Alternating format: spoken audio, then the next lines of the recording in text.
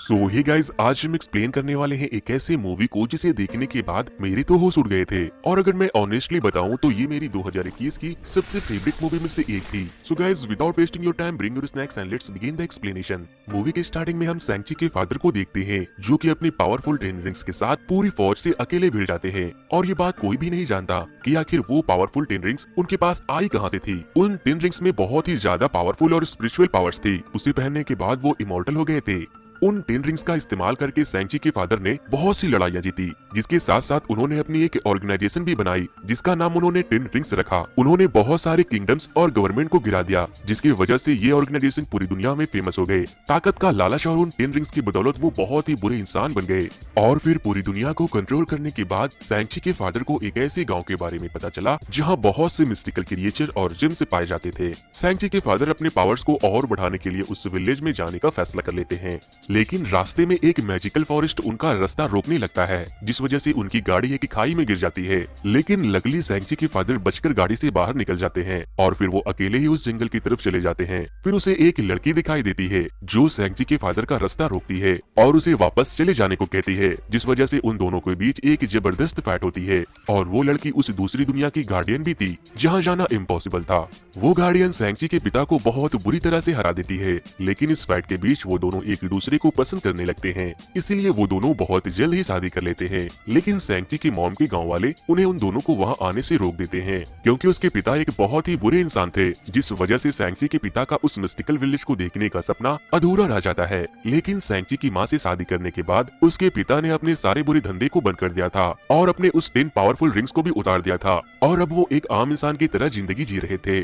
और फिर सैंची पैदा होता है और इसकी एक बहन भी होती है, जिसका नाम सियालिंग था। सैंग की मॉम बहुत ही साफ दिल और एक अच्छी इंसान थी, और वो अपने बच्चों को अपने जैसा बनाना चाहती थी। और फिर एक दिन सैंची और उसकी बहन सियालिंग को उसकी मॉम एक लॉकेट देती है, जो कि उनके गांव के जिम से बना था।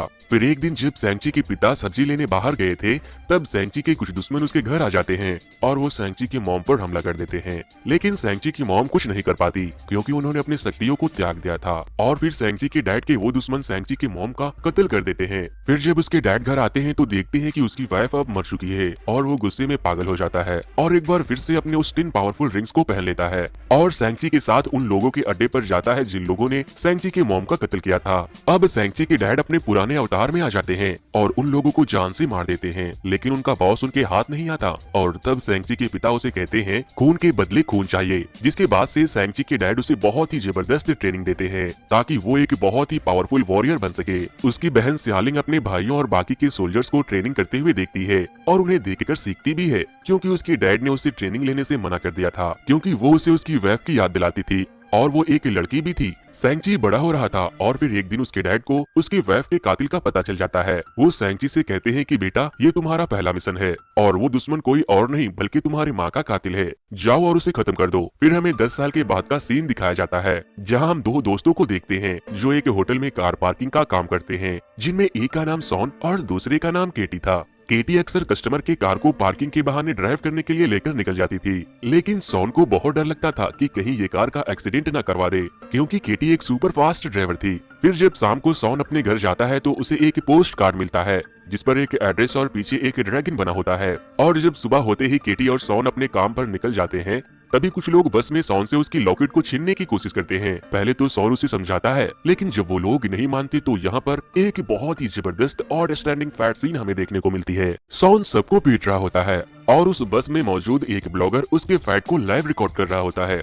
दोस्तों, वैसे अगर अब तक आप लोगों ने मेरे YouTube चैनल को सब्सक्राइब नहीं किया है तो इस वीडियो को लाइक करके मेरे चैनल को अभी तुरंत सब्सक्राइब कर ले, क्योंकि वीडियो को लाइक और चैनल को सब्सक्राइब करने में उतना वक्त नहीं लगता जितना वक्त मुझे आप लोगों के लिए इस तरह की वीडियो बनाने में लग जाती है। फाइट के दौरान उस बस का ड्राइवर भी इंजर्ड होकर बेहोश हो जाता है, जिस वजह से केटी ड्राइव करने लगती है। केटी को कुछ समझ नहीं आ रहा था कि आखिर सॉन इतनी जबरदस्त फाइटिंग कैसे कर सकता है और आखिर वो लोग है कौन जिन्होंने सॉन पर हमला कर दिया है। ये सब देखकर केटी के तो होश उड़े हुए थे। और फिर वहाँ पर हम देखते हैं एक ऐसे खूंखार इंसान को जिसका एक हाथ आधा कटा हुआ है और उसमें एक ब्लेड से ओपन होने वाले मैकेनिज्म भी लगे हैं, जिससे वो सॉन पर हमला कर देता है। लेकिन सॉन अपने पावर्स और केटी की ड्राइविंग स्किल से उस पूरे बस के पिछले वाले डब्बे को अलग करके उसका एक्सीडेंट करवा देता है और फिर वो लोग वहाँ से बचकर चले जाते हैं।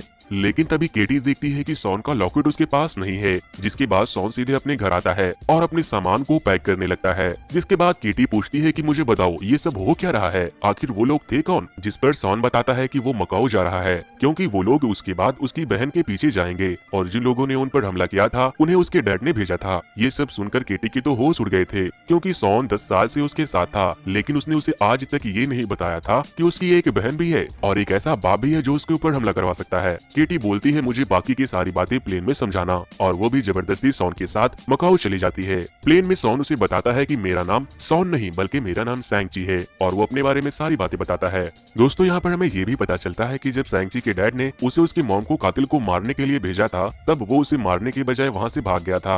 अब जब सॉन और किटी मकाऊ पहुँचते हैं तो वो एक एड्रेस पर जाते हैं जो उस पोस्टल कार्ड पर लिखा था। सॉन जैसे ही उस जगह पर पहुँचता है वहाँ एक आदमी उसे गले लगाता है और कहता है कि तुम्हें फाइट करनी होगी क्योंकि मैंने तुम्हारी बस वाली वीडियो देखी है जिस पर 2 दिन में 2 मिलियन लाइक मिल चुके हैं। वैसे दोस्तों एटलीस्ट आप मेरे इस वीडियो को 2000 लाइक तो पहुंचा ही सकते हो। फिर सॉन बोलता है मैं यहाँ कोई फाइट करने नहीं बल्कि अपनी बहन को ढूंढने आया हूँ। फिर वो शख्स सॉन से कहता है कि अगर तुम फाइट करोगे तो मैं तुम्हारी बहन को ढूंढने में तुम्हारी मदद करूंगा। अब हम यहाँ पर डॉक्टर स्ट्रेंज की मूवी से वॉन्ग को भी देखते हैं जो कि एक मॉन्स्टर से लड़ रहे होते हैं और वो उस मॉन्स्टर को अपने लूप होल्स के जरिए हरा देते हैं। अब सॉन की फाइट होती है जिस पर बहुत से लोग पैसा लगाते हैं और उसकी फाइट होती है उसकी बहन सियालिंग से और वो सॉन को बहुत मारती है और सॉन हार जाता है। जिसके बाद हम देखते हैं कि सॉन की दोस्त केटी ने सॉन के खिलाफ पैसे लगाए थे और वो ढेर सारे पैसे जीत जाती है।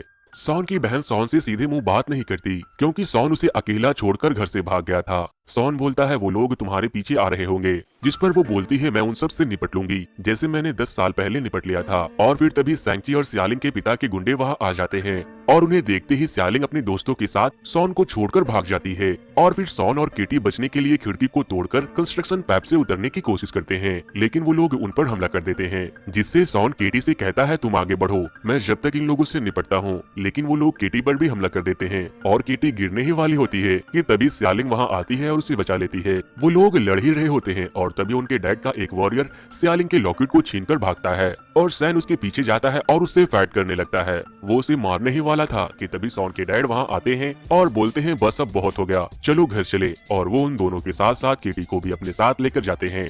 घर जाने के बाद टिन रिंग्स मास्टर बहुत खुश होते हैं और वो केटी को बताते हैं कि आज तक मेरा असली नाम कोई नहीं जानता और वो अपनी और सॉन की माँ की लव स्टोरी भी उसे सुनाते हैं। जिसके बाद सॉन कहता है कि आखिर अपने हम लोगों को यहाँ क्यों बुलाया है। फिर उसके डैड उन लोगों को एक रूम में लेकर जाते हैं और एक ड्रैगन के स्टैचू की आंख में उन दोनों के नेकलेस को डाल देते हैं जिससे कि जमीन पर एक नक्शा बन जाता है। सॉन के डैड बताते हैं कि तुम्हारी माँ जिंदा है और मेरे विजन में बार बार आ रही है और वो मुझसे कह रही है कि प्लीज मुझे यहाँ से आजाद कर लो क्योंकि उसे उसके गाँव वालों ने उनके गाँव में कैद कर रखा है और ये वही नक्शा है जिससे कि तुम्हारे माँ के गांव तक पहुंचा जा सकता है। और अब हम लोग इस नक्शे के जरिए वहां जाएंगे और उन लोगों पर हमला करके तुम्हारी माँ को छुड़ा लेंगे और फिर हमारा परिवार फिर से एक हो जाएगा। जिस पर सॉन कहता है कि डैड आपके दिमाग का स्क्रू ढीला हो गया है, आप उन लोगों को नुकसान नहीं पहुंचा सकते, माँ मर चुकी है। जिसके बाद वो सॉन पर हमला कर देते हैं और जब सियालिंग उसे बचाने की कोशिश करती है तो वो उसे भी मारते हैं और फिर वो उन दोनों के साथ साथ केटी को भी बेसमेंट में बंद कर देते हैं।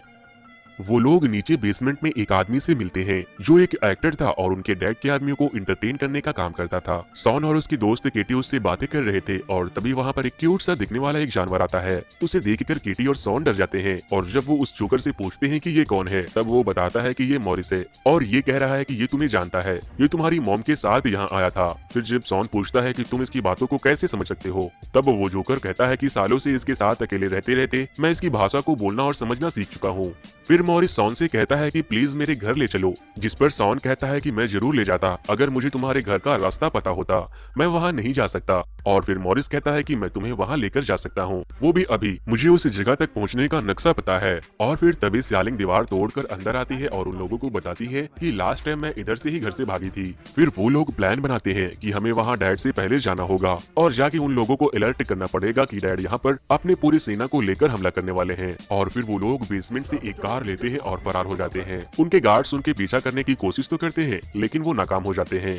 जिसके बाद वो लोग उस जंगल में पहुंच जाते हैं और मॉरिस के बताए गए डायरेक्शन को फॉलो करते हैं और फाइनली वो लोग एक झरने के सामने आ जाते हैं और फिर उस झरने को पार करते ही एक ऐसी दुनिया को देखते हैं जहाँ बहुत ही अलग अलग तरह के क्रिएचर थे और वो एक बहुत ही ब्यूटीफुल जगह था। ये सब नजारा देखकर उन लोगों के तो होश उड़ गए थे और मॉरिस भी अपने घर पहुंचकर बहुत खुश था।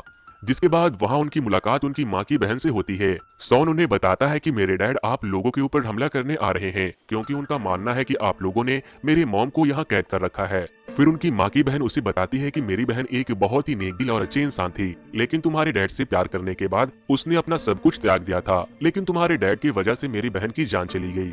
फिर सॉन की मौसी उन लोगों को एक म्यूजियम में लेकर जाती है जो उनका इतिहास बताता है। वो बताती है कि हजारों सालों पहले हम इस खूबसूरत सी दुनिया में बहुत ही सुख शांति से रहते थे, लेकिन हमारी शांति को भंग कर दिया अंधेरे के हैवान ने। वो अपने साथ आत्माओं को निगलने वाली पूरी फौज लाया था। उसके राह में जो कोई भी आता उसकी फौज उसकी आत्मा को निगल जाती, और उसके आत्मा को निगलने के बाद वो पहले से भी ज्यादा ताकतवर हो जाती, और हमारी दुनिया को तबाह करने के बाद वो हैवान तुम्हारी दुनिया की तरफ बढ़ने लगे। और फिर उसके बाद हमारी दुनिया के नेता ने अपने कुछ सबसे ताकतवर सिपाहियों को भेजा, लेकिन हमारे पूर्वज तो इंसान थे, वो कैसे टिक पाते उन काली शक्तियों के सामने। फिर एक दिन महारक्षक आए और हमारी हार को जीत में बदल दिया। उन्होंने हमारे साथ मिलकर उस अंधेरे की दुनिया के हैवान और उसके आत्मा भक्षक फौज को इस दीवार के पीछे कैद कर दिया, और उसके बाद से हमारे महारक्षक के वरदान से हम लोगों ने आज तक इस काले द्वार की रक्षा की है। अब वो ये भी बताती है कि उस काले दीवार के पीछे जो शक्तियां हैं, वो इससे पहले भी कई बार कई ताकतवर लोगों को यहाँ खींच लाई थी ताकि वो उसे उस दरवाजे से आजाद कर सके। फिर हम देखते हैं कि वो लोग जंग की तैयारी करने लगते हैं, और सॉन की मौसी उसे और उसकी बहन को एक ड्रेस भी देते हैं जो उसकी माँ ने बहुत पहले उन्हें दिया था, क्योंकि उसकी माँ जानती थी कि एक दिन उनके बच्चे उनके गाँव तक जरूर पहुँच जाएंगे। वो लोग केटी को भी तीर चलाने के लिए सिखाते हैं, और सॉन अपने मौसी से वो टेक्निक सीखता है जिससे कि उसकी माँ ने उसके डैड को हराया था। और सियालिंग भी ट्रेनिंग शुरू कर देती है ताकि वो लोग अपने पिता से लड़कर उस द्वार को टूटने से बचा सके। अगले दिन सॉन के डैड की सेना वहाँ पहुँच जाती है। सॉन उनसे कहता है कि मॉम मर चुकी है डैड, यहाँ से चले जाए, यहाँ कुछ नहीं है। वो उनकी बातों को नहीं मानते और उन पर हमला कर देते हैं। वो लोग आपस में लड़ रहे होते हैं और सॉन के डैड उस दरवाजे की तरफ बढ़ रहे थे, और फिर सॉन वहाँ जाता है और उसकी लड़ाई उसके डैड से होती है। सॉन अपनी मौसी के सिखाए गए टेक्निक से अपने डैड पर भारी पड़ रहा था, लेकिन तभी उसके डैड अपने रिंग्स के पावर का पूरा इस्तेमाल करते हैं और सॉन को एक जोरदार पंच मारते हैं, जिससे कि सॉन बहुत दूर जाकर नदी में डूब जाता है। और सॉन के डैड उस दरवाजे तक पहुंच जाते हैं और उस दरवाजे पर जोर जोर से पंच करना शुरू कर देते हैं, और तभी द्वार में हलचल होती है और उसमें से एक चाइल्ड मॉन्स्टर निकलता है, और फिर एक एक करके बहुत से डीमन मॉन्स्टर निकलने लगते हैं, जिन्हें देखकर सियालिंग अपने डैड के आदमियों से कहती है हमें आपस में लड़ना बंद करके उन हैवान से लड़ना होगा, वरना हम सब मारे जाएंगे। लेकिन वो लोग मानने से इनकार कर देते हैं। फिर जब एक डीमन उनके एक वॉरियर की आत्मा को निगल लेता है और उस पर भी हमला कर देता है, तो वो उसे मारने की बहुत कोशिश करता है, लेकिन वो नहीं मरते, क्योंकि वो बस एक खास तरह के हथियार से ही मरते हैं जो कि सिर्फ वहाँ के लोगों के पास था। फिर सियालिंग उस हैवान को मार देती है, और फिर वो बोलता है कि हाँ हम साथ मिलकर लड़ेंगे। वो छोटा डीमन आत्माओं को चुराकर हैवान के देवता को खिलाने के लिए लेकर चला जाता है, क्योंकि वो बहुत सालों से भूखा था और आत्माओं को निगलने के बाद उसकी ताकत बढ़ जाती थी। और तभी सॉन की जान एक ड्रैगन बचाता है और वो पानी से बाहर निकलकर उन डीमन को खाना शुरू कर देता है। फिर सॉन अपने पिता के पास जाता है और बोलता है वहाँ कोई नहीं है डैड, जिसके बाद उसके डैड बोलते हैं कि हट जाओ मेरे रास्ते से, और फिर उन दोनों के बीच एक लड़ाई होती है।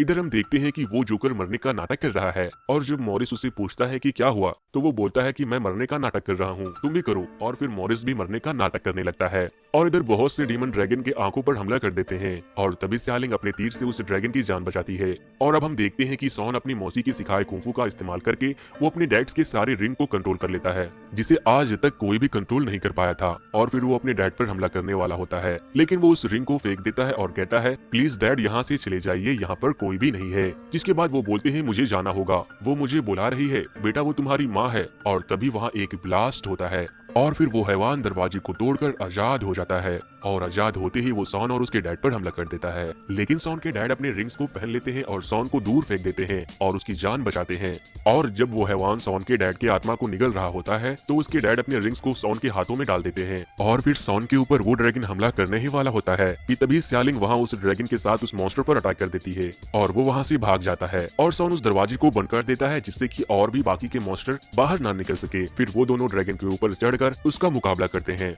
वो डेविल मॉन्स्टर कमजोर पड़ ही रहा था, और तभी उसके चाइल्ड मॉन्स्टर उसे आत्मा खिलाने लगते हैं, जिससे कि वो ताकतवर होता चला जाता है। फिर वो मास्टर जिसने केटी को ट्रेनिंग दी थी, वो बोलते हैं उसके गले पर वार करो, नहीं तो अगर उसने ड्रैगन की आत्मा को निगल लिया तब वो और भी शक्तिशाली हो जाएगा और फिर कोई भी जिंदा बच नहीं पाएगा। और वो उसके ऊपर खुद वार करने ही वाले होते हैं कि पीछे से एक चाइल्ड डेविल मॉन्स्टर आता है और उसे उठाकर उसकी आत्मा को निगल लेता है। इधर वो बिग मॉन्स्टर सियालिंग को पकड़कर खींच रहा होता है और वो उसे निगलने ही वाला होता है, और फिर तभी केटी तीर को छोड़ देती है जिससे कि वो मॉन्स्टर इंजर्ड हो जाता है और उसके बाद सॉन अपनी रिंग्स को मॉन्स्टर के पेट में डाल देता है और उसके पेट को फाड़ देता है और वो लोग इस लड़ाई को जीत जाते हैं, लेकिन बहुत लोगों की जान जा चुकी थी। अब हम सॉन और केटी को एक रेस्टोरेंट में देखते हैं। वो ये कहानी अपने कुछ दोस्तों को बता रही थी, लेकिन वो उनकी बातों पर विश्वास नहीं करते और तभी वहाँ पर एंट्री होती है वोंग की, जो कि डॉक्टर स्ट्रेंज की मूवी से है। वो सॉन से पूछते हैं तुम्हारे पास वो रिंग्स अभी भी है क्या? सॉन बोलता है हाँ। फिर वोंग सॉन को अपने साथ आने को बोलते हैं, जिससे हमें ये पता चलता है कि डॉक्टर स्ट्रेंज के आने वाली मूवी में हमें सॉन भी देखने को मिल सकता है।